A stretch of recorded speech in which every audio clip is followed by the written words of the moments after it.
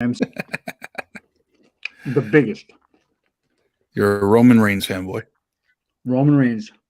Heavy. Okay? Heavy. I'm a condom lifer. All right? Lifer. Condom lifer. No pun intended. I'm all in on Theory. Big time. Okay? And listen, for anybody who doesn't know, now you know. That's it. Let me just want to send out the link real quick. Bring it out. Bring it out. Okay, that link's to Facebook's up. Yep. Let me get. I'm not gonna. I won't tag everybody. I'll tag specific. There you go. See if YouTube's up because I didn't get a notification from YouTube. Did you? Did not. I never do.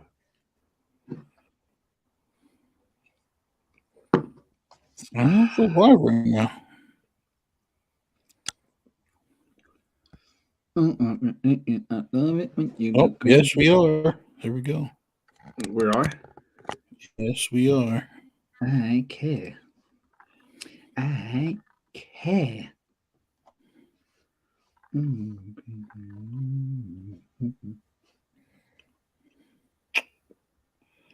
I mean, let's be serious. Let's talk. Let's get this guy in. Let's get this guy in. Let's go, man. Let's do it. We are going, brother. Let's do it. Let's see here. Oh, look who's here. Look who's here. Check. Can you hear me? There he is. Can you hear me? Hello? Ryan Foley, what's going on, man? We hear you, bro. We don't know if that'll be the case during the podcast when you don't talk, but we hear you right now. You're coming in loud and clear, big boy. All right, we are live on Facebook, YouTube, and Twitch. I'm here with the captain and my man One Shot making his triumphant return to podcasting. Yep. Well, it was fun, guys. I'm out. That does equal the amount of input you will give us anyway. So it's been great seeing you. Thanks for showing up. And your opinion doesn't matter anyway. What's up, Foley? How you doing, brother? We are here. This is Oversell. This is the greatest wrestling podcast in the universe. We are here tonight. We are talking all things WrestleMania. It is the road to WrestleMania, baby. How's everybody feeling tonight? I mean, I'll speak for Steve. We feel great. And you know, glad to be here. A lot of WrestleManias to go through, a lot of good moments. Truth is, man, I feel like a 4-year-old weightlifter, and I'm spry. I'm ready. I'm excited. You know, and, nice, and I'm ready to go. Let's do it, bro. Lead the way. So are you saying you're calling out the man himself, Harilla, who was calling you out on Twitch the other day? Oh, is that who said it? I don't know. Yeah, Harilla on Twitch. Great. Yeah, I don't know what that is. Yeah, I guess I was just merely saying that I agree. It's great input. I don't know what it meant. Normally when someone gives when says a comment or a diss, you're like, man, that was good. But when I saw it, I was like, I hope they didn't think long and hard about that one. But let's go with it, boys. Let's roll. Oh, look, he's back. He looks like he's gonna rob a convenience store. Great. Here we go. I had a cold child. Thank you.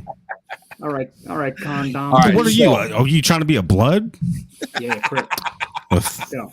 Crips are blue, you fuck. First of all, something has to keep this in, bro.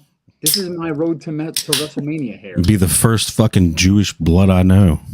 Whoa! This is your man Zuplex City coming to you live from the Crips and Blood Summit. All right, so this week on Raw, we had a few pretty good promos, a couple great matches. The main thing that we took away from it, first and foremost, we have the confirmation of the 3-on-3 match at WrestleMania that we all knew was going to happen. Lita and Trish, Becky Lynch versus Damage Control. No one cares. Next up, then we had something of what I thought was kind of a turn in the Bloodline storyline, bro. Jay turned on Sammy at the end there, gave him the super kick, told him this is family. I think they're pushing through with the Kevin Owens, Sami Zayn versus the Usos for the tag titles. Yeah, I think they gave us a swerve. They had to when Sammy was so over from Montreal. They came out and KO was like, you're not, you could do this without me. Get your boy Jay. Because everybody at that point was so gung-ho on seeing Sammy against Roman, right? And then everybody knew that the next thing was the tag titles, so they didn't want to make it predictable, and I think they're circling around. Definitely great point on your part. I like it. I think that's where it's going. And, bro, it is Oscar award-winning stuff. I honestly, dude, like the fact of the matter is we sit here and we talk about it all week. What do we think is going to happen? And whatever we think is going to happen doesn't happen. So I'm super invested. Like it's impossible not to be. Let me throw you this real quick. Have you guys seen the news going around that WWE's protecting Solo, like his image and everything? Yeah. No. I saw a little bit about that. There's, Steve, you're coming in real loud too, by the way. There's a lot of news. What about now? That better? No. By the way, the craziest part about that, Suck it. You literally said to him, he's talking, and you said you're coming in loud and clear. He just adjusted it for a second and went back to the same thing and said, "How about now?" No, bro. No, he said I'm too loud, not loud and clear. It's the same. You old deaf fuck. You sound the same. Well, Foley says Blue Man sounds the best. Deaf. By the way, Devils, thank you, Devils, my man. Raw was a roller coaster. Let me finish my shit real quick. So they're protecting Solo. They're protecting Solo's image, and rumors they're going to put him against Roman Reigns. So do they just throw a curveball at us and let him defeat Cody at WrestleMania for Solo to pick up the titles? I mean, Cody can beat Roman, and then Solo can beat him on Raw the next night. Yeah, but they want a feud between Solo and Roman. And then there's the feud. There's the feud because instead of Roman getting the rematch, Solo takes the belts off of Cody instead. No, they want Solo fighting Roman, not Solo fighting Cody. Yes. Did you not hear what I just fucking said? You just said he's taking it off of Cody. Yeah, Cody takes the belts off of Roman. Solo takes the belts off of Cody. Roman gets pissed because Solo. That's not what I'm saying. That's not what I'm saying at all. I'm saying they put it for. I know it's not what you're saying. It's what I'm saying. I'm gonna fight you. Fuck what you're saying. Does someone have a train? I'm telling you my theory on your thoughts. Jay should have turned on Roman. First of all, Jay is the only one. Jay's the only one based on storyline that can turn on Roman. The only one. The fact that Roman, went at him before Jimmy came back and beat up on him. Jimmy could turn on him. Jimmy could turn on him also. And then a couple weeks ago when he shoved him in his face and belittled him in the ring. Full circle. It has to be Jay. Got to come back full circle. No doubt about it. Yeah. No doubt about it. It's the Boski 17. What's going on, man? Jay should turn on Roman. No doubt about it. Listen, it is what it is. The bloodline storyline has been epic from start to finish. It's given us the best TV. And honestly, it's almost revitalized now, where we thought, once Sammy went and they had their match, it was going to be over. And Jay doing the whole thing, and Jay coming back in and kicking Sammy, and it's unbelievable, dude. And I couldn't agree more. When Jay hugs Sammy, that place went nuts. First of all, my heart was in my ass because I was like, get the fuck out of here, bro. You got to be kidding me with this. And then he backed up and he kicked Sammy, and I was like, let's fucking go. Like, I had the ones up. I was all in, bro. I was like, I was feeling so fucking oozy, bro. You don't even know. Such a fucking mark for Roman Reigns, man. God, This I guy. love that. This guy. Bro, whatever. It doesn't matter. It doesn't matter. All I know is it was epic. I was so happy to see it. And I think it's complete bullshit because Jay is just trying to get close again and is going to turn on Roman, but I'm so in, I don't even care. And I was just as loud as the crowd was. I thought my wife was going to come down and beat me with a chair for waking up my daughters. It didn't matter. I was all in, suckers. So moving on from the bloodline, we have Cena completely buries Austin Theory on the mic. Completely buries him on the mic. Now, we were talking about this earlier today. First off, I promised One Shot that if he came on the podcast, I would officially give him his props that he called Cena versus Theory at WrestleMania a few months ago. I told him, I promised 9 months ago. I had to get him on the podcast somehow. This is how I got him on the podcast. So. Bro, all right, I'm out. I got my props. I'll tell you what, dude. First of all, I mean, this is Zuplex's attempt at just giving you an olive branch. Okay, the fact that he's even acknowledging that it's abysmal. It's a fucking joke. Okay, you said something 9 months ago that where are you going with this? That only you remember. The fact is, bro, it's recorded. You weren't involved back then. If you would have been involved back then, you would have heard it. But all this is on YouTube, so you can go back and watch the videos. You can watch the videos and see where it all started. You showed up at one show with a glass of whiskey, and then all of a sudden, one show for fucking 9 months. Zuplex and I started this podcast and got 6 episodes in before I took my hiatus from it, and then the captain had to come in, which he can't replace me. It's okay. That's why you wanted me back on the show so hard, bro. Listen, I just want us all to be friends again. That's all, man. I just want everybody back in here. Let's just be friends again. This is nuts. And by the way, the Boski definitely is right. Seeing from where Roman went from this is my yard gimmick to where he is now. But you have to understand, he was obviously a face. Now he's a heel, and this is much more natural. Yeah. Clearly, he's just an asshole. He's a better heel than a face. He's a great heel. And by far.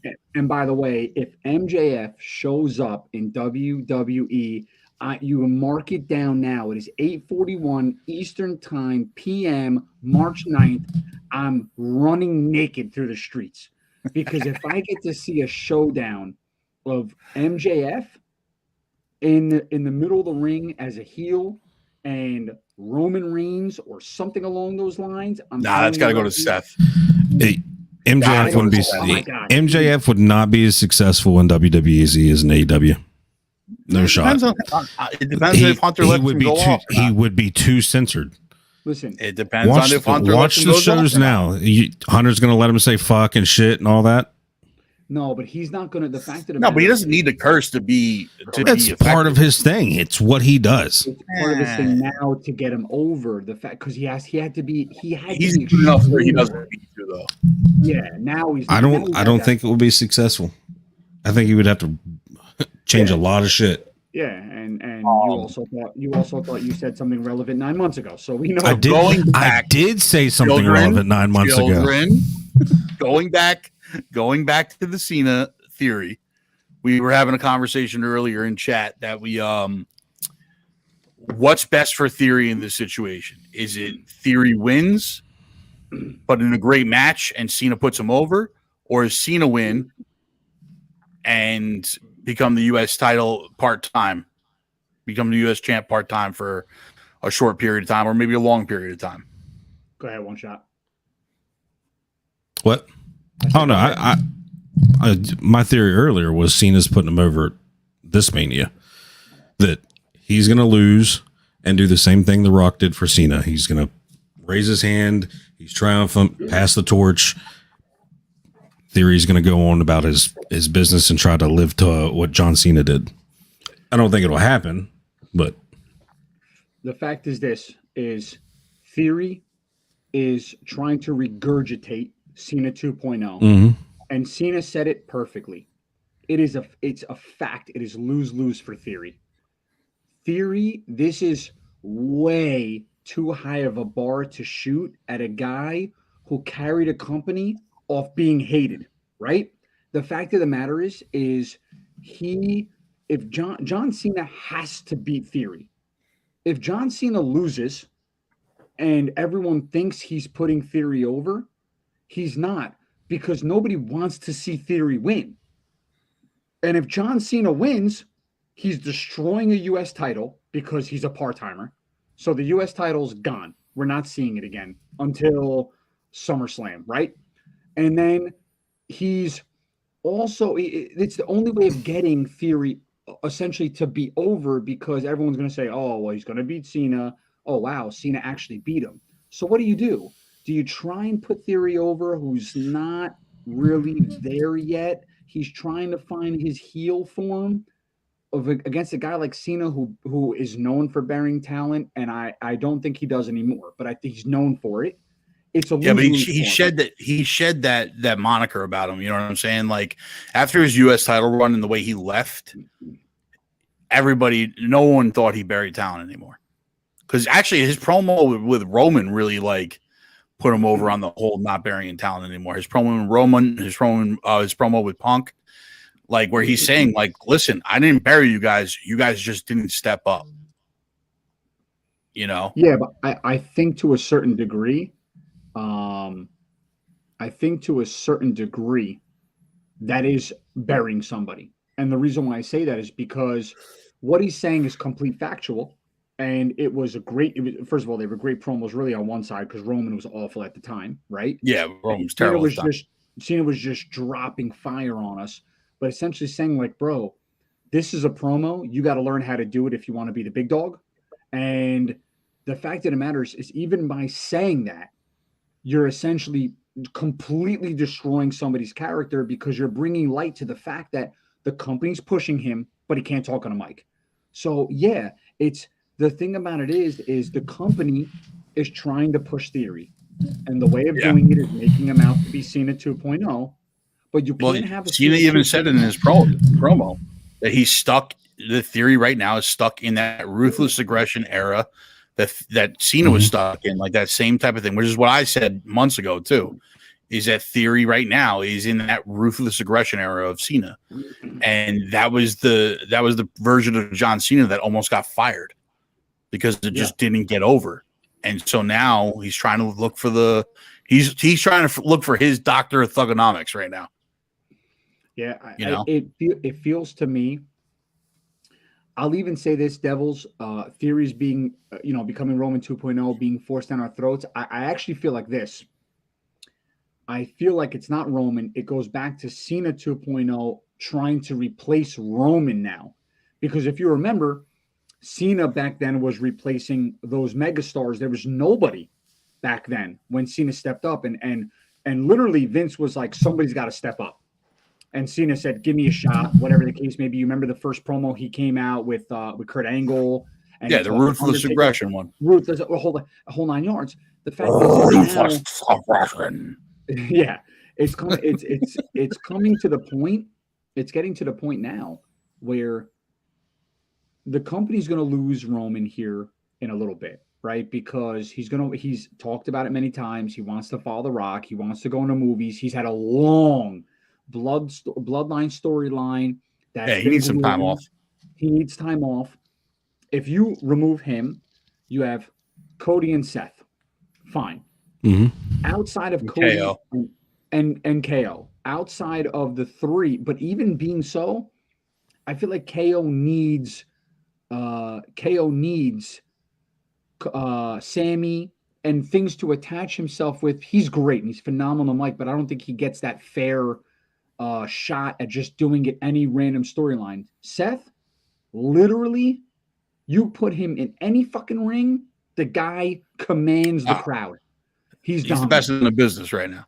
Cody, even though he's got a lisp, and I can't stand it, he's very good. You know I'm right. It's trashy to listen. We're sorry to everybody that has a speech impediment out there. We apologize to all our viewers with speech impediments. Go on. I don't understand. You guys spend more fucking time apologizing. Understand what I'm saying? The fact that we spend more time apologizing for you. It's not our fault that you don't like people with accents, speech impediments, and you have a serious thing for blondes. It's not our fault. Hold on a second. Time out. He's awful. Listen, the lisp is terrible. But the blonde hair makes it all right. So you're. Steve, I don't know if you caught our last episode, but we did some psychoanalyzing of the captain. We realized that all the things that he's dealing with now are because he used to watch wrestling in the 80s. Hogan was his favorite wrestler. That's why he loves blondes. And then on top of all of that, all of the bad guys back in the 80s all had accents. Like, did you really enjoy the stunning Steve Austin era? Guys, I'm just asking you. Please, just be real with me here for a second. Okay. Please. In a business now, WWE, we talk about it all the time. AEW is storyline driven off matches. WWE is storyline driven off promos. Can we agree to that? Three of us. Okay. Yeah. So what is a promo? Getting in the ring and talking on the mic. When I got to listen to a fucking guy with a lisp for 20 minutes, I'm on suicide watch. I want to hear something. It's as bad as listening to Sheamus and McIntyre. I'm out. I can't listen to Sheamus and McIntyre. What do you want me to tell you? Bro, they're amazing in the ring. They're amazing in the ring. I love to watch them. They're kick-ass. I got to listen to some Scottish guy yell at some Irish guy for 7 straight minutes. I'm out. See ya. Peace. I can't. And the most Mike Tyson, listening to Mike Tyson, get that fucking guy out of here. Yeah, you won't say it to his face, though. I don't need to say it to his face. I'm not on a fucking podcast. Okay? So he's got a podcast. Maybe he'll invite you to it. By the way, the last person to say it to his face was a dude on an airplane that got knocked out. Yeah, but I don't exactly care. It's a lisp. Needless to say, doing a promo. Now, obviously, people with lisps, I have friends with lisps. They're not doing promos. So I love them. It is what it is. You know? I just don't want to see you in the ring on a mic. Thank you. Please fix it, WWE. All right. With that being said, that basically covers our news of the week. Because not much else happened outside of that. Oh, one more thing. Man, they announced the first inductee for this year's Hall of Fame, and it is in fact Stacy Keibler. Oh, God. Calm down. Oh yeah. Can we put that? Can we put that clip of Brian from Family Guy going? It's peanut butter jelly time. So, on to the main event of the evening, the road to WrestleMania. We've been doing it. Last week we did 1 through 8. This week is 9 through 16. Top 10 moments from 9 through 16. We have some bangers in this one, boys. Some absolute bangers in this. And I'm going to go number 10. I got to pull up my list here. Give me 1 second. But number 10 is actually a dark horse. You might have had this at honorable mention, but my number 10 is actually going to be the mixed tag match from WrestleMania 14. Sable and Mark Miro. Yeah. Sable and Mark Miro versus Goldust and Luna. And I got a couple reasons for this. Okay. I forgot until I rewatched this match how over Sable was. She was the first big name female wrestler. Yeah. Like the fans went nuts for her. Absolutely nuts. And it wasn't just because of how she looked, because she performed in the ring extremely well. She was doing power bombs, kicks, all types of crazy stuff. Right. The match itself was really, really a great match. But the reason why I put this as a moment is because this was the turning point for Mark Miro. He was married to Sable at the time. He was supposed to be the next big thing. And he got buried by his own wife on a pay-per-view. Yeah. They were booing Mark Miro and cheering for Sable the entire time. And he never recovered from it. They wound up getting a divorce. He wound up never being seen in wrestling again. And that's how important this match actually was. And I didn't remember it until we went back. You know, that was WrestleMania 14. My honorary mention. I told you I was torn between two. But I actually loved the dumpster match for the tag team championships. I thought it was super unique. New Age Outlaws, Cactus Jack, Terry Funk, the old guys, beat the new guys.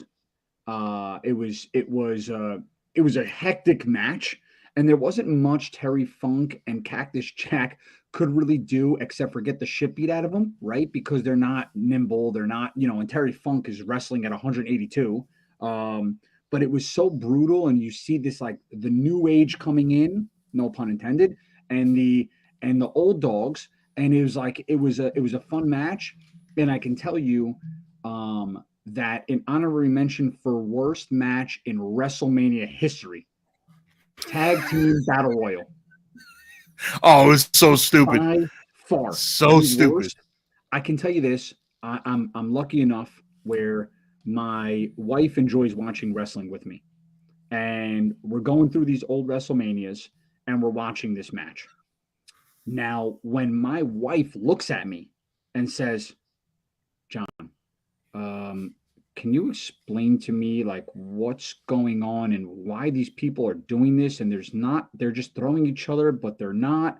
And like, is there any actually good tag team in this? Because they all look so guys bad. were getting eliminated and people didn't even realize they were eliminated. Bro, I looked at her. It was straight chaos. I just said, hun, this is hot dog shit. That's all I can say to you. This is hot dog shit. And I have to get through this because I have a road to WrestleMania. And unfortunately, they're a piece of dog shit on the road to WrestleMania. So I got to get through this. That's my honorary mention for worst match ever in WrestleMania history. Prove me wrong. I'll agree with you with that one. At least in this section, we might come across a match later on that might outdo this one. But as of now, that is definitely up there. Brutal. All right, go ahead. Talk us through it. Number 9. Oh, wait, time. WrestleMania. What's up? No, you didn't give us your best. You gave us the honorary mention. No, that was number 10. Oh, okay. Okay. I wrote my list down. Go ahead. Number 10 was the mixed tag. Yeah. Yes. Go Number 10 was the mixed tag. Number 9, we're going to WrestleMania 16. Okay. The 2-fall triple threat match. First time it's ever been done. This match was a banger, dude. Angle, Jericho, and Benoit. Now, we understand that Benoit's a hot topic in the wrestling world. We get it. Oh, you know what? You know what I didn't do? I got pictures, bro. Nudie match. Calm down, John. I mean, so that was number 10. Relax. That was number 10. The mixed tag. Magazine day. Yeah, so this is the one with Luna. Come on, bro. Give us the goods, dude. It wasn't about how she looked, man. It was about her wrestling ability, bro. I'm so sick of you, dude. You're so 2023, man. Shut the You're fired. God, dude, you're fired. So number 9 was the 2 out of 3 falls. Sorry, 2 falls triple threat match. Okay. And this was Jericho, Benoit, and Angle. They put on a banger of a match. Hell yeah. And the way the structure of this match was that whoever got the first fall won the IC title, and whoever got the second fall won the European Championship, the much long and forgotten European Championship. Awesome. Benoit wins the first fall, takes the Intercontinental belt. Angle had both belts going into this match. Benoit takes the first fall, wins the IC, and then Jericho wins the second and winds up getting the European Championship. This was a match that really highlighted some undercard guys that were going to go on to become like the next big guys in the company. When Rock and Hunter and Stone Cold left, these were guys that the company really put on their backs. You know what I mean? Yeah. No, by the way, that's a great match. I actually remember Angle had both belts, but actually never got pinned, right? Am I right? He didn't get pinned in the match at all. That's right. And that was a good one. I mean, listen, 16 for me, there's no other way to go. Tag team championship ladder match. That's it. Dudley Boys. Hold on. I was going to say, I agree with that one, John. I was going to say the same one. But don't go with yours. For each one, we were gonna look at yours. We were gonna look at yours after we did mine to see if any of them matched up. But I told you the notebooks. We have a top 10 list. We have a. Wait, we're gonna get there. We're gonna get there. What if my top 10 list is the list that matters? It's not. Look, my show. All right. There's only one way to settle this. You're right. Go ahead. You're right. Well, there's only one way to settle it. Rock, paper, scissors right now. Oh, I'll do that. Rock, paper, scissors. Right. Winner gets to say his list. No, go ahead. Next up, we're going to the number 8 spot. Okay. Number 8. Bret Hart versus Yokozuna at WrestleMania 9. Legendary for one reason, though. Yeah, we're gonna get there. Love so, it. you want to, bring us in. Let us know. Let us know what happens here, John. Legendary. This is a great spot for it, by the way. Great call on this one. Legendary because Bret Hart gets screwed out of the belt, gets hit with the powder, and then out of nowhere, Hogan comes down to the ring. I still don't know why to this day. I couldn't even begin to tell you. Probably because there was American flags in this thing. I don't know. But you got to remember, Yokozuna beat Bret Hart after he got the salt thrown in his eyes. Yeah, he won the title back. He won the title match, and not even 15 seconds later, Hogan comes down, and Bret Hart. I don't know if like Bret Hart had all the powers here. Daniel Berry Sports was going on. He literally just said, "Go in the ring and beat him." Very odd. And then Hogan goes in the ring and beats Yokozuna for the belt 30 seconds later. It was the craziest, most odd sequence of events I've ever seen. Like back in the day, we talk about how there's no. But for some reason, Mr. Fuji's in the ring. Like, this is the picture from that moment, right? Hogan comes out to help Bret. Mr. Fuji's in the ring, and for whatever reason, we still don't know to this day, he's like, Hogan, you fight Yokozuna for title. Why? But Yokozuna just won the title. There was no reason. Wow. No reason for it whatsoever. Sure enough, we wind up with Hogan. Brother. The best belt brother. Ever. Best belt ever. That wing belt. Best belt ever. The wing belt is definitely up there. The best gorgeous belt. Heavyweight belt. But that is our number 8 WrestleMania 9 Bret Hart versus Yokozuna. What a loaded spot, huh? Wild. It's a good one. Number 7. WrestleMania 14. We're going back to 14 here. Kane versus The Undertaker. Earlier this year at Survivor Series, Kane is revealed by Paul Bearer, starting the storyline that Kane is The Undertaker's brother. This storyline was huge, absolutely huge at the time for the WWE. Having a guy the size of Kane mimicking The Undertaker, no one had ever seen anything like this. No one knew what to do with this. It was wild. And they finally met at WrestleMania 14. I told you this earlier. I went back and rewatched this match.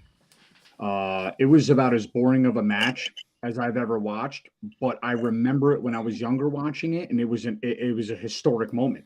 So I don't know if it's because I went back to watch it and it wasn't what I was living through in the moment, right? Because I remember sitting there. This is definitely a match for the time, you know? Yeah. I was sitting there and I was like, oh my God, dude, I can't believe Kane and Undertaker are facing off, right? And this is before we even like really remember the streak, because at this point, Undertaker, this is only like his 8th WrestleMania in. So it wasn't something that was like so built up. But no, they didn't start talking about the streak until like WrestleMania 17 or 18.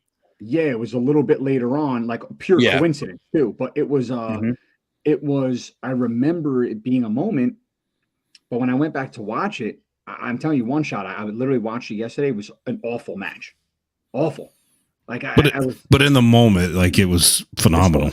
Yeah, it was historic. Because I mean, back then we didn't have ways to go back and watch it like that. And it was the first time watching it, the first time seeing it happen, blew your mind. I agree.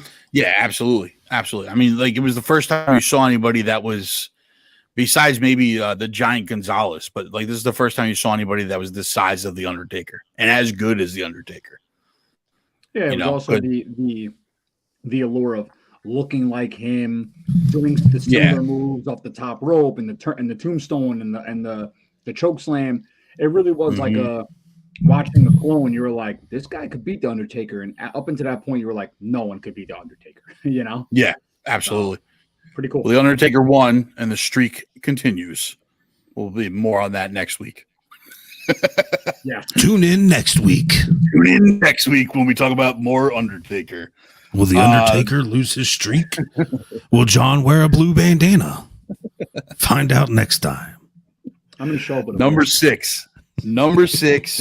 We're going back-to-back WrestleMania 14s. Stone Cold versus HBK with Mike Tyson as the special enforcer. Now, this match was bonkers. First off, you got Tyson in there, part of DX, has the DX shirt on the entire time he's being the special enforcer. McMahon is out there. There's interruptions left and right. Stone Cold and HBK put on a match for the ages. Absolutely crazy match. Man. And then Tyson turns on DX at the end. Giving Stone Cold the win. Listen, I think you really said it best, Zuplex, last week. WrestleMania, Vince McMahon like does a very good job of like stockpiling celebrities, right? Yeah. And that was something you had brought up. Like it was crazy to see how many celebrities actually end up at these events, and seeing Tyson in the ring, being the ref and Tyson, who he is at the time, right? Like the baddest man on earth. You're just like, holy shit, dude. And first of all, I remember thinking to myself, Tyson's got some screws loose. He may actually punch one of these guys if they say the wrong thing. Like that's what I thought. When he laid out HBK, it did not look fake. No, I'll tell you that much. Yeah, it looked real. But it's a testament, obviously, to how good Vince is at doing what he does and booking and back in the day and how good they were, and the fact that they could get a Mike Tyson to play along with them and really buy into that kind of stuff, and Stone Cold and Sean. It's cool, man. It's a great moment. I love it, dude. It's definitely worthy of this list for sure. Yeah, definitely. just seeing the promos before like the weeks coming up to WrestleMania, where Tyson was in with DX and he's doing the suck it and he's out there with him every week doing the whole intro and everything like that, was wild to see, because you're like, Mike Tyson's a part of DX now. Like, this is going to be crazy.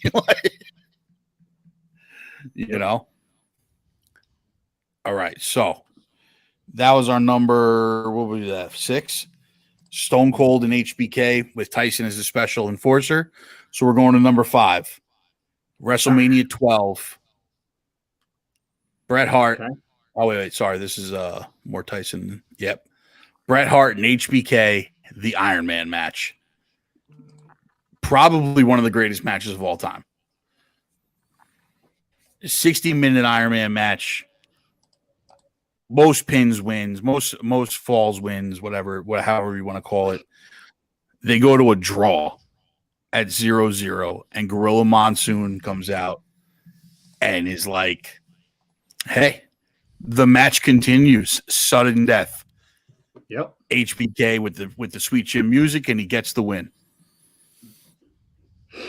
Of pretty much top 3 favorite matches of all time.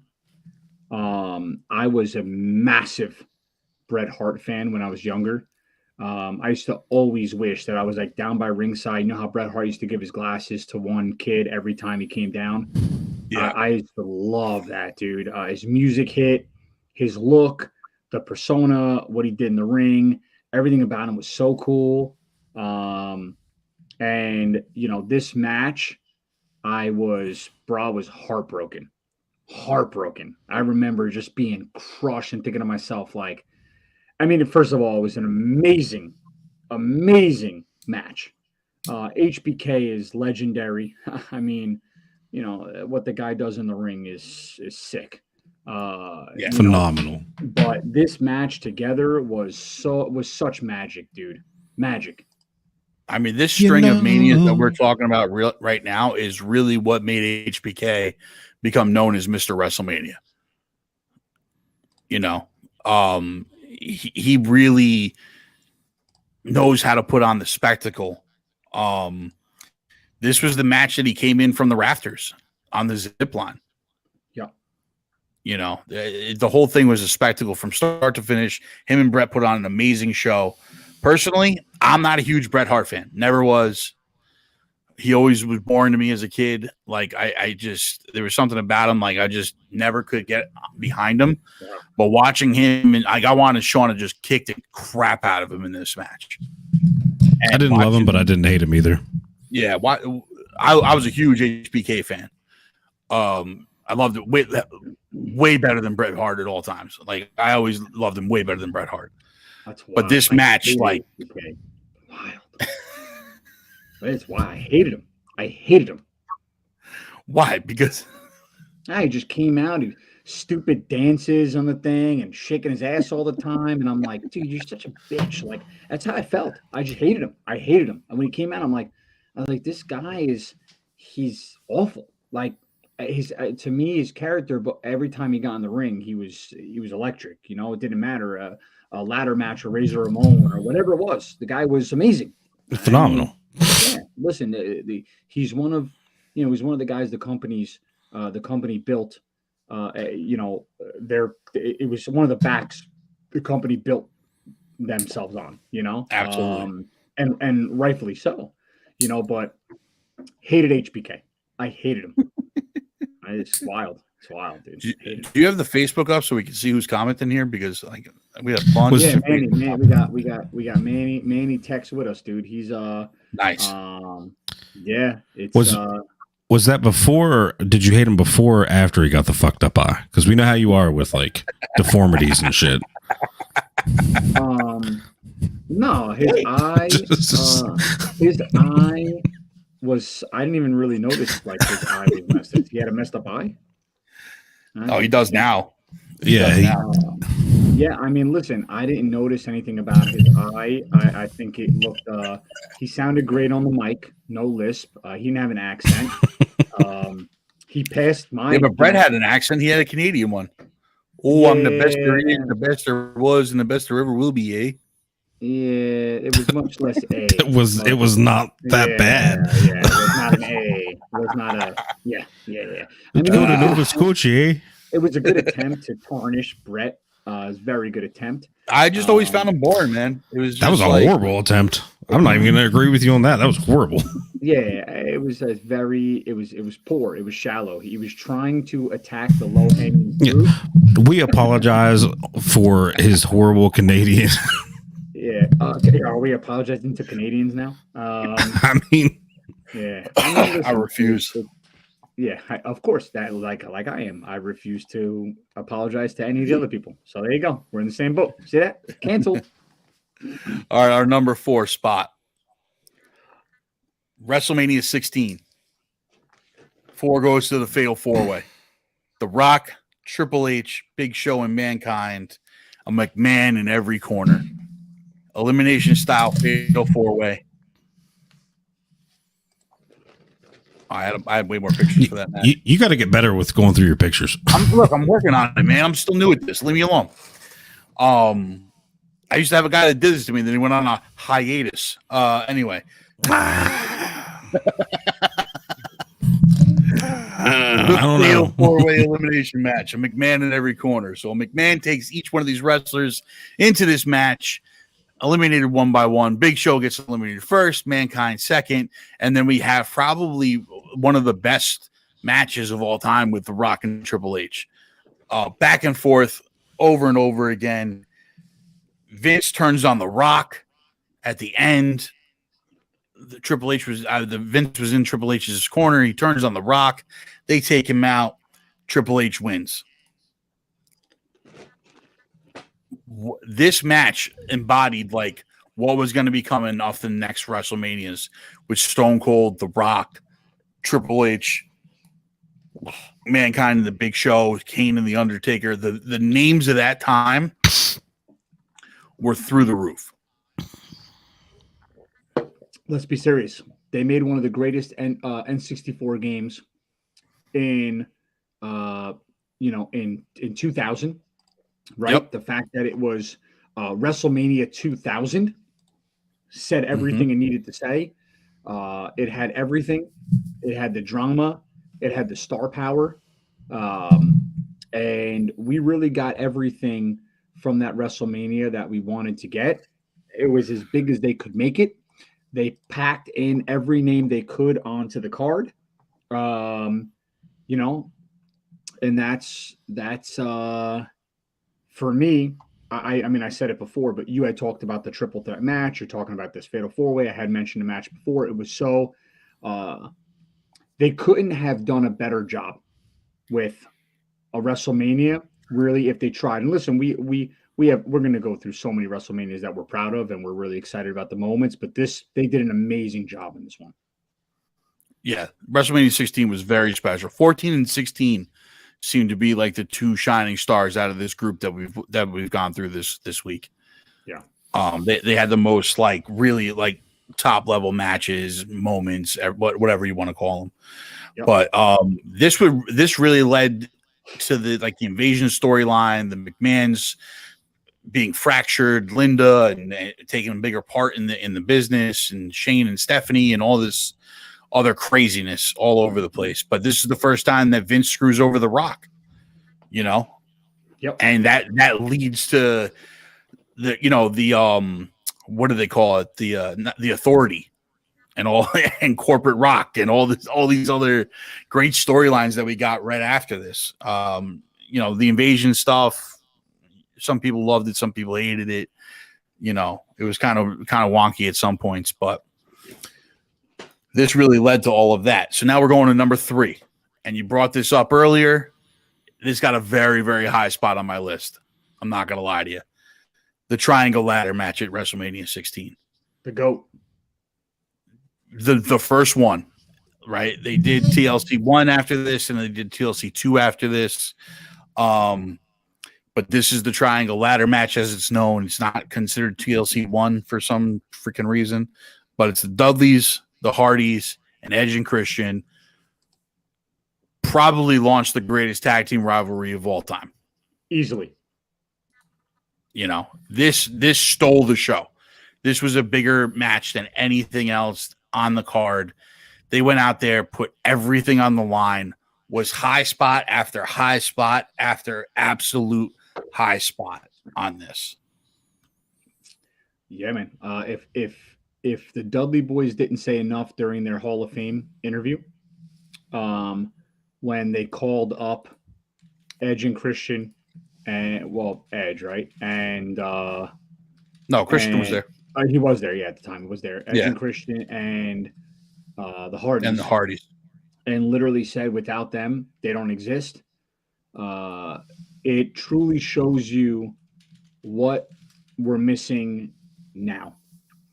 Where the wrestlers then they were so invested in this overall success where Stone Cold has said if he died in the ring with The Rock, he would have been happy. Nobody is that invested in their matches with another wrestler, knowing like they're making something special, and we're missing that now. That's how I genuinely feel. And I got that little nostalgia from Sammy and Roman, right? Where like they both knew it was special. They were both working the crowd, and you could feel they were working together. But you know, these guys, the way they were in the ring together, man, was dude, they were really in it together. Like it was so incredible. Yeah. First of all, it was cringe worthy to watch because every time they did something, I was like, you know, you thought they were dead. Watching it back as an adult, you're like, oh my God. They just died. Yeah, they died 10 times. But man, that's another great call here, dude. Great match. Honestly, I think this could arguably be the best. You know, like I said, arguably, I think it could really be number one for what it did and what they were worth and what we don't have anymore. I mean, 100%. It's definitely top 3 in my opinion. Wait till you see what I got after. There's reasons why this didn't make. Okay. Yeah, there's a reason why this didn't make the number 1 spot. But for me, it was really, first off, I love tag team wrestling. Always have, always will. The Dudleys are my favorite tag team of all time. So I'm a little bit biased here, but as you said too, is when you hear them talk about, when you hear any of these 6 guys talk about this match back, they knew they had something special going on. Like they knew it was something that was going to be remembered forever, right? And it was something like you hear Bubba talk about it on Stone Cold's podcast where they're talking about TLC 2, and they're like, every time they did a TLC match, they were trying to up the last one and really, really thinking about and going over in their heads like the way the match was going to go and really planning the whole thing out. And that just shows you how dedicated they were. They wanted to steal the show every time they were out there. And they did most times. They really did. Yeah. No, it's and Manny said it best. He said, I still don't feel that feeling you're talking about with the recent shows, John. It was special, and maybe I'm stuck with that with the past feelings. And I think that's I agree with that. I think that's because, I mean, I agree too. I think that's because we became a prisoner of the moment, right? So what do I mean by that? We watched something so amazing, and the only way something gets bigger than that is if somebody dies in a match. Like unfortunately, and that we would never want that. It's just, how do you better that, right?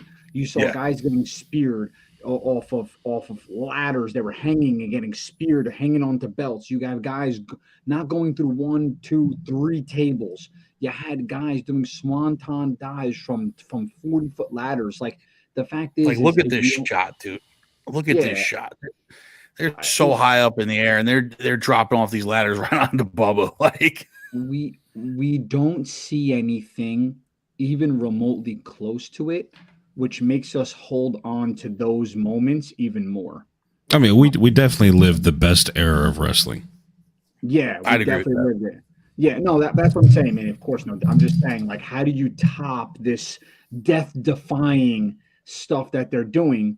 And you don't. It's like we're just sitting there sort of saying to ourselves, like, what does somebody do? Does somebody get slammed through 4 tables? Like, it's not something that we can really quantify, because we watched the greatest, most reckless and ruthless tables, ladders, and chair matches anybody can put in, except an ECW match. But to be fair, even them, they weren't doing what they were doing in the TLC matches. You know what I'm saying? Yeah, I mean, like even ECW. ECW was raw, man. Yeah, I mean, they were doing different things, but no, they were almost killing each other legitimately. Oh no, yeah, they were doing wild shit. But I'm saying is that there was like a beauty in the choreography of this match. Like it was well balanced.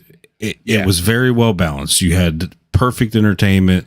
You were just hooked on what's he going to do from that height? Who's going through this table? You know, what's the outcome of this? You were hooked on it. Yeah. Every time they did something, there's no way you guys didn't think the same thing I did. He's not going to do this right now. There's no way he jumped from there. There's no way he jumps from there. That's what I did. There's no way he jumps from there. When you saw Edge climb up top and what's his name was hanging from the belt, he's not going to do what he's going to do. And when Jeff Hardy would go up and he'd look down and he'd do his whole, and you're like, he's not going to jump from there, bro. Don't jump from there. Like you just felt it. You're like, holy shit, dude. He's gonna do this. It was cool. Then he does it, and you're like, "Oh shit, he's dead." And then he's dead. He's not moving. Check on him. He's dead. He's dead. Yeah, man, dope. That's a great moment. Great moment. I can't. What's number 2 and 1? What the fuck? Yeah, I don't know how you top. No, I don't know how you top this. Listen, I was looking at this from if something with Hogan is number 2 or 1, I'm gonna fight you. It's nothing with Hogan. I promise you, it's nothing with Hogan. Here's the thing. This is the best moments from WrestleMania. So we have to look at the moment itself and what it is, not just the quality of the match, right? So number 2 is The Rock versus Stone Cold, first time at WrestleMania, man. It launched the rivalry of our generation. This match is first off, the pop on Stone Cold when he comes out. The arena was absolutely insane for this match. The whole place felt like the roof was going to just blow off of it. We finally got The Rock versus Stone Cold on the grandest stage of them all, on the Showcase of the Immortals. And it was everything you wanted it to be. It was back and forth the whole time. Last second kickouts at every moment. Just going full bore. Everything the fans wanted, from the people's elbow to the stunner, to The Rock hitting a stunner on Stone Cold, to Stone Cold hitting a rock bottom on The Rock. It was a back and forth, absolute banger of a match that launched a rivalry that to this day I don't think we'll ever see again. And Stone Cold wound up winning the belt after this one. Nothing from this era we'll ever see again. Agreed, but But I get what you're saying. I just think it just boils back to what John was saying. With we're not gonna get as excited as we were when we were watching it for the first time. Nothing can live up to what we lived through. Like it's mediocre now. That's the reason why I think everyone fails to see it. That's why I'm so bought on Roman, because he's the first person who's given me a storyline that like I'm happy, like I'm like, wow, I can't wait to see it. And that's what brings me back to this, right? This was a storyline, dude. This was so epic, bro. And we're never gonna get this. Looking at this picture, this is ridiculous. Bro, first of all, Stone Cold Steve Austin and The Rock are 2 of the greatest entertainers ever in any industry. It doesn't matter. Okay? Absolutely. So it's like when they got in the ring, every fucking promo they did, man. When, The Rock and Stone Cold sang together. When The Rock when The Rock would come in the ring and they would have beers or fights, and it was the corporate champion, the people's champion. Stone Cold is now the corporate face, right? He's in there with the McMahon. Well, that wasn't this yet. That was later. Well, I'm just saying these guys, them too. Yeah, these guys. Yeah, I see what you're saying. Yeah, Stone Cold going in and beating up Vince McMahon in the hospital, hitting him with that bedpan. It was these guys were so amazing at their craft, and when they got into the ring together, dude, it really it's kind of corny to say, but it was electrifying, and it really was. You're watching it, and this is what it's about, and this is why grown-ass men will sit on a podcast and you will literally talk about moments that we remember that happened 25 years ago, bro. Okay? And you're like, that was really an awesome moment in my life. Like, I remember watching these things with my friends and just going nuts, dude. And it sucks because now I think the internet, ruins this for everybody. I think that I agree. these moments then people didn't go on and the fucking fanboys were writing WWE and ruining everything for everybody and criticizing every single thing. And every time somebody won, they had to say, oh, they suck. And oh, it's, that whatever. It was just, we got to feel it organically, bro. We got to feel it. That was it. Like when we were kids and this was going on, you were either a Rock or a Stone Cold fan. Period. Right? Like, period. Like, there's no, like, now that we're older, we can appreciate both of them for what they were. But when we were at that time, like, you had the kids that were Stone Cold kids and you had the kids that were Rock kids. Yeah. So everybody has that, but they got to be number 1 and 2 of the generation, right? Like, some are going to argue Undertaker. I mean, like, look, Undertaker is one of those guys that he's multi-generational at this point because he lasted for so long and longevity and everything like that. But for the time and for the generation, like, these two guys are really the pinnacle of what the wrestling business could achieve. They were all over the place. They were on, they were on Saturday Night Live. They were on talk shows, all types of stuff. Which I think is why we don't enjoy wrestling as much as back then. Because who do you have that has this kind of beef back and forth with mic skills? Like, who's cutting promos where you're just fucking invested? Seth Rollins. Like, yeah, but who's Seth going to go against? Like, who's giving you that feeling that, okay. No, this is why we needed. It's an awesome, awesome point, and this is why we needed. This is why Seth Rollins, it sucks, but like he needs an MJF. Yeah, he does. He needs somebody that when they're on the mic, and I mean, bro, this past promo with Logan Paul, where the Miz goes to talk again to the crowd, and he just covers his mic. Yeah. And the crowd goes nuts, bro. It's not normal. It's not normal, so you can feel it. You're like, oh man. And that's what we got from these two guys. When they got the mic and Stone Cold said something, the crowd went, what? Right? And The Rock, and they would finish every one of The Rock sentences. You're like, oh my God, dude. They're so invested. I am so invested. It's amazing. I mean, it was crowd work. It's the best crowd work you'll ever see. Yeah. Absolutely. Absolutely. So now that's number 2. Stone Cold and The Rock start the rivalry. So now, did you have anything else on your list that I didn't cover before we get to my number 1? Yes, I did. All right. I had the Bret Hart versus Owen Hart match. So that's an honorable mention for me. Yeah. I had it at the 10 spot, but then when I saw the Sable match, there was something about it. Just it was so much bigger than the Bret and Owen match. Yeah, I had the Razor Ramon, Shawn Michaels title for title. They were both intercontinental. I'm glad you brought that up. Because welcome to the number 1 spot.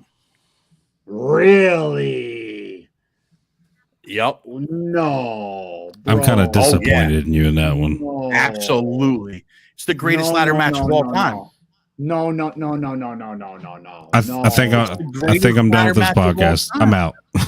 Brother, come on. It is the greatest ladder match of all time. Duplex, bro. I'm telling you right now, man, my man, like, listen, it is regarded as the greatest ladder match of all time. I mean, I don't agree with John too much, but I agree with him on this one. This is WrestleMania 10. Razor versus HBK. Bro. The IC title on the line. Razor Ramon wins it in epic fashion. But there's no way you're putting this over Stone Cold and the Dudley Boys, and I am for history. This did nothing. You just went from 2 matches. I knew you were going to be mad about this. That would pave the way and light the universe on fire. Did you go back and watch this match? I absolutely did. This match was an incredible match and deserves to be on the top 10, no doubt. It very well deserves to be. There's no way it's better than those other matches, dude. No way. It's the moment of the time that matters. You know what I mean? That's what bumps it up. Razor Ramon at this point, it's when he wins the IC title. It's when he becomes the bad guy. It's when he becomes everything you wanted Razor Ramon to be. Right, Shawn Michaels proves that he's missed. This is where he starts being Mr. WrestleMania. You know, the ladder match itself is one of the best matches of all time, and I felt that it had to be up there, man. Yeah, but not number 1. This was better than the Iron Man match. This was better than the triple threat ladder match. What, bro? I'm done, dude. Get me the fuck out of here. I'm out. Dude, I don't even this fucking guy pulls shit out of his ass, bro. This is bro. Come on, dude. I'm telling you right now. No, I don't give a fuck match. what you're telling me, bro. Dude, listen. I thought your list. I thought they were great moments. I actually genuinely liked the list. There was a couple things, whatever, blah blah blah. But bro, stop. First of all, the match was a great match. Now, if we're going off of great matches, okay, it's a great match. Okay, but it's not just a great match. It's considered the greatest ladder match of all time. But it doesn't. It did. But it's bro. It is no this made ladder matches. Without this match, you don't get the triangle ladder match. Do you feel that, or are you just bandwagoning? No, I'm not bandwagoning. Everybody else said it, so I should have to agree with it. I mean, like, listen, man, when the entire industry is saying it, it's hard for me to fucking disagree with it. You know what I mean? When guys form your own fucking opinion. No, I am forming my own opinion. Without this match, you don't get the triangle ladder match. First of all, but it doesn't matter. But just because you don't get something later on doesn't make it better than the next one. So you're right. We don't get that, no doubt. And it was a great match. I'm agreeing with you. And it should be. If this list was best matches, if this list was best matches, the triangle ladder match would definitely be above this. But this is best moments, right? But how is this even a better moment than that? Because seeing Razor Ramon fucking hold the IC title was the only thing. The only thing you're saying, like, you made a huge argument about Stone Cold and The Rock, and you've only said like 3 things about this match. So give me more.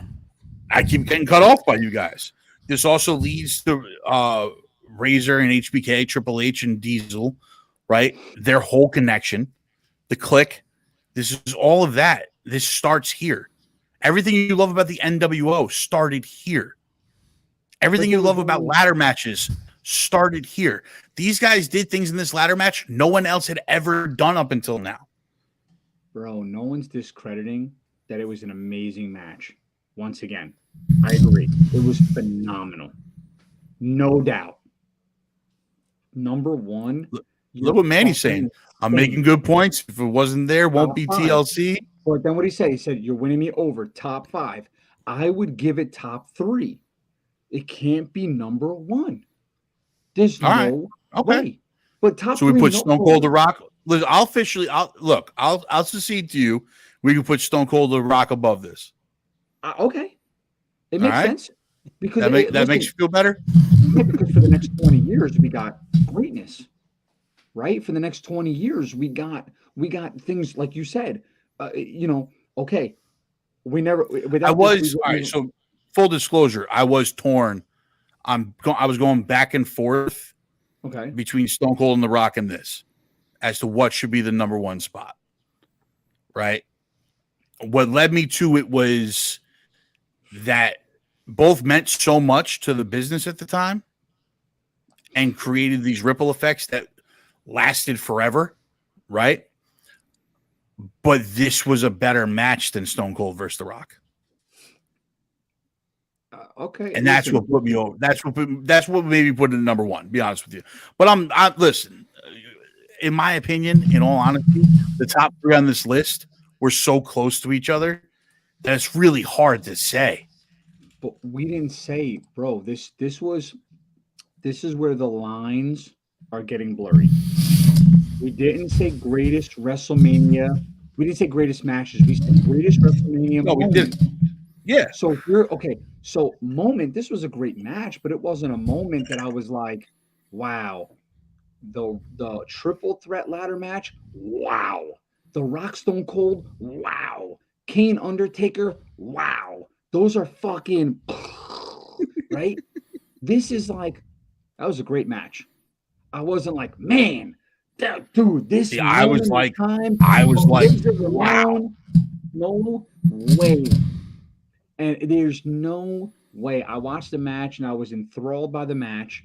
Thought it was great. Two great performers. Shawn doing what he did. Razor finally taking the next step. Loved it. No doubt. No way.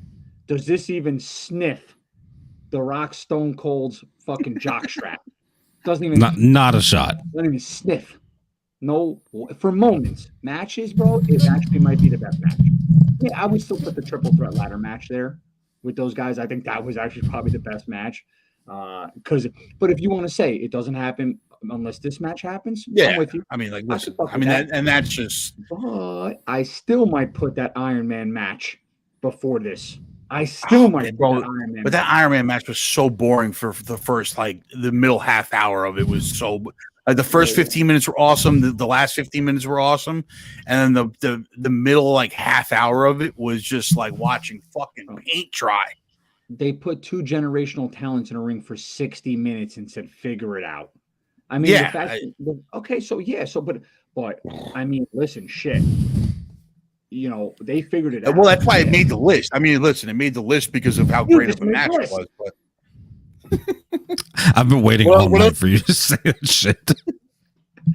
I'm wondering what else you had on your list now. You know what, Carmine? I'm done with this. You just made the list. Did you ever see the list that was made? Yeah, it was like 40 feet long. The original one, like the reason why they were on the list. Like, he's ugly. He's on the list. Bro, what else did you have on your list? Now I'm interested because you had 10, which was bonkers to me. No, I don't have the thing. I just have what I was going through quickly before we jumped on here, because I told you I have my notebook back on my desk. Yeah. But I had I was trying to remember as I went through, but I just didn't have enough time. But I did have so I was trying to get a moment from each WrestleMania. You missed a few.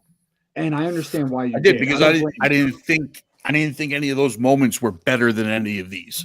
No problem. But if you want to say one thing leads into another, I do have to bring you back then. Okay. So if you're going to say that Razor Ramon and Shawn Michaels leads into the Click and whatever, does it actually lead into the Click, or does the Diesel Shawn Michaels match lead into the Click?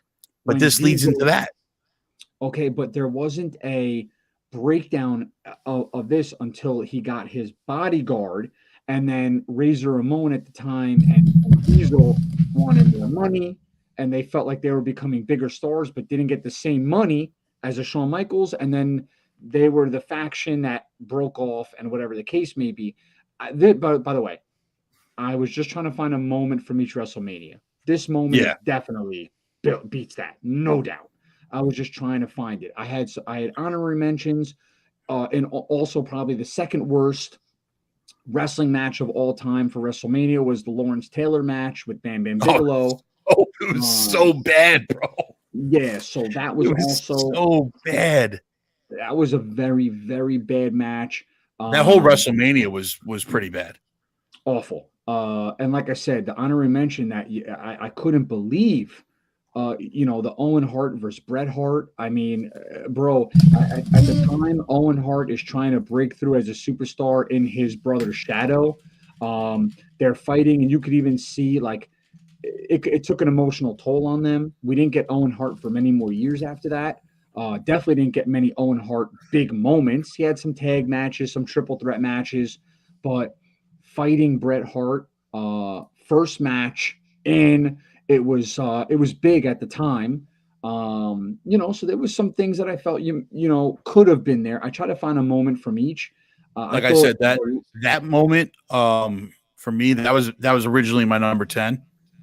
Yeah. And then when I got to 14 and I was watching this Sable match, I was like, this is crazy. What happened here? Yeah. And I started remembering all the stuff that happened from that and what a big moment that was. It edged it out a little bit for me. I'm good. Listen, bro, I said to you, I think overall, yeah, whether or not you break it down in the same way or whatever, I thought that you captured so many great matches, so many great moments. Listen, really, the sad part is WrestleMania 13 really gave us nothing. The only moment that we had was the submission match with Bret Hart and Stone Cold when Stone Cold passed out because he bled out. Which was a moment, and it led to a little bit of a feud with Bret and Stone Cold. And that was when Stone Cold just started doing really started to kind of do the John 3:16, but being the badass, the Austin 3:16. Coming out and doing things on the mic, and you could tell he didn't command the mic as well, but he did some good stuff. So there was some things. I thought the bulk definitely came from 14, 15, 16, rightfully so. There was so many classics they gave us. WrestleMania ramped things up. We had a lot of great personalities. Triple H and The Rock and the McMahons and Undertaker's streak with Kane, Kane coming in. I think you hit the nail on the head for sure. The tag team matches. Yep. I just tried to, on my list, I went back and watched each one, and I tried to find a moment from each and an honorary moment from each. I was definitely like pulling teeth for some of those, right? Yeah. 11 was bad. 11 was bad because that was the Lawrence Taylor one. Historically bad. And then 13 was not great either. It was just very bland. Like every match was just very bland. There was no real story behind anything. It was like right before the Monday Night Wars started, so they were really like getting killed a little bit, and I don't know. It just seemed like 11 and 13 for whatever reason. Even 12 wasn't anything great except for the Iron Man match. Yeah. No, but then you hit 14, and 14 was like a complete change from everything they had been doing so far. Yeah, I agree, dude. No, it was a great, people have to remember too, in 13, we still had guys like Rocky Maivia, right? Yeah. So he wasn't The Rock yet. He was, Hunter was still the Hunter Hearst Helmsley. Hunter Hearst Helmsley, wearing the horse pants and the jockey and all that stuff, and the riding crop or whatever, So we really didn't have. Austin still wasn't even like, he wasn't the ringmaster anymore, but he wasn't Stone Cold either, Correct. Yeah. So now my question is, we've gone through 16. Yep.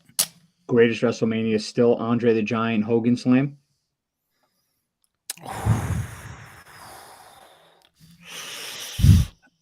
All right, so if we moved Stone Cold and The Rock up to number 1 on this list, it's that versus Stone Cold and The Rock, right? That's number 1 versus number 1, right? Uh-huh. I gotta take Stone Cold versus The Rock over Hogan and Andre. I think I'm forever in the Hogan slammed Andre debt because of what it did for wrestling. Nowhere near the magnitude of Stone Cold Rock. I mean, nowhere. But one could say we're talking about hypotheticals. We would never have this over that. We would never have this if this happened. We would never have wrestling. I believe that. I mean, that was in the last list. That's why WrestleMania 1, the whole event, made the second spot on my list, Yeah. So for that reason alone. I like it, dude. I'm excited to see. So what do we have? 17 through what? 17 to 24.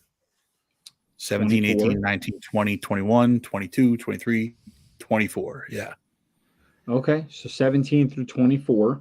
Now we're going to get into like ruthless aggression, lots of probably evolution. Yeah. We're getting out of Stone Cold and The Rock, probably gone by 18, 19. They're still 20. In 19. They're still in 19. Still in 19, so maybe 20 then. They're gone by. So now we're going to get into some dark days here. Yeah. I'm curious. Wow. Yeah, this is this is. I already watched 17 and 18. I already need to watch 19. I haven't gotten there yet. I'm going to. Yeah, 18. Yes, Manny. 18 is Rock versus Hogan. Yeah. Yeah. I mean, wow. Oh God, John's gonna put 20 at number 1. There's a match in 20. He's gonna put it number 1. We guess Tori Wilson versus Stacy Keibler. It's Sable and Tori Wilson versus Stacy Keibler and Miss Jackie. What a man. Delish. I mean, come on, bro. Back in the day, we didn't get the Sasha Banks and Charlotte Flairs of the world. We just got hot chicks in lingerie. You know that. So very true. I was 100%. I was 100% invested on the size titties on the screen, and now I'm invested in them wrestling. So 20 looks like it's a good one. I'm gonna have to rewatch that one. Yeah, 20 like. Back in the day, you know, the lingerie matches, the whatever it was. It was an evening gown match. I just remember sitting there and, you know, being like, "Oh my God, dude, this is very incredible." True, Manny. 21 had Ray versus Eddie. What? I want to tell you, I virtually one of the greatest matches I ever saw, and I went back and I watched the promo. 21 looks good. I watched the promo of Eddie Guerrero versus Brock Lesnar. Oh, that promo's. That promo fucked me up, dude. Yeah, that promo fucked me up. I have that one saved to my phone. Yeah, I went back and, you know, I was sitting there and. Man, I never appreciated Eddie Guerrero as much as I should have, dude. I loved him. When you go back and watch what he did, he's going to make a lot of this top 10 list. I have a feeling with this upcoming set of WrestleMania, because he went on a run that was unprecedented. And, you know, I see a lot. I think we're going to get a lot of, because we're going to lose Stone. What'd you say, Steve? By 20, they're gone. Stone Cold and The Rock. 19 is when The Rock and Stone Cold face for the third time. That's where he puts The Rock over. Yeah, and I think The Rock left relatively quickly after that. Also, yes, I think Rock's gone by 21. Goldberg comes in. Lesnar's there. Goldberg's there. Yeah, you get Lesnar. You get Batista, Triple H, Orton, Flair, HBK returns. We get more Undertaker, Eddie, Kurt Angle, huge name at that time. By 21, you get John Cena in all these WrestleManias. Yeah, so we're heading into Cena territory here. It's going to be. I did not appreciate Eddie Guerrero as much as I should have, dude. That's disappointing. I loved him. Him and Rey Mysterio were my two favorite. Like WCW, loved them. I was huge. I watched the shit out of them. You know what? I couldn't. You guys know me, dude. I'm big on like the big wrestler, Roman Reigns, the powerhouse, right? Like those are the guys that I enjoy watching. Yeah, you're Vince McMahon. Yeah, I'm Vince McMahon. I'm Vince McMahon's offspring. You want Almost versus Almost with Almost as the special guest referee. Yeah. I It would be great. It would be a great match. But yet I hate Brock Lesnar. I know. But I think it's just I think when I got stuck in that whole like, whoever was the dominant guy at the time, I looked at Eddie Guerrero as like a fucking weasel. Like there's something about him, but it wasn't whatever. He was so good on the mic. He was so passionate. He was so good in the ring.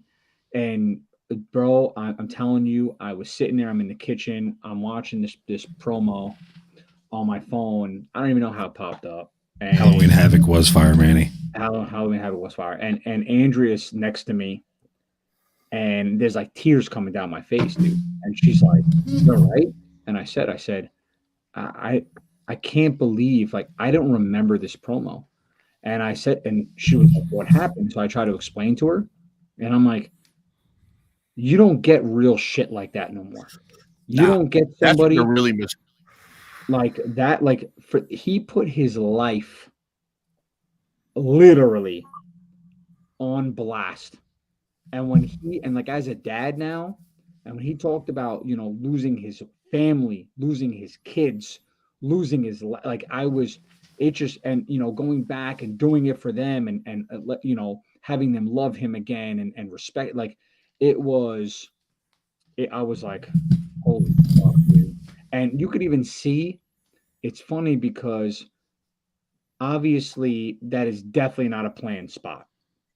No. And nothing that personal would ever be planned. That was a shoot. Yes.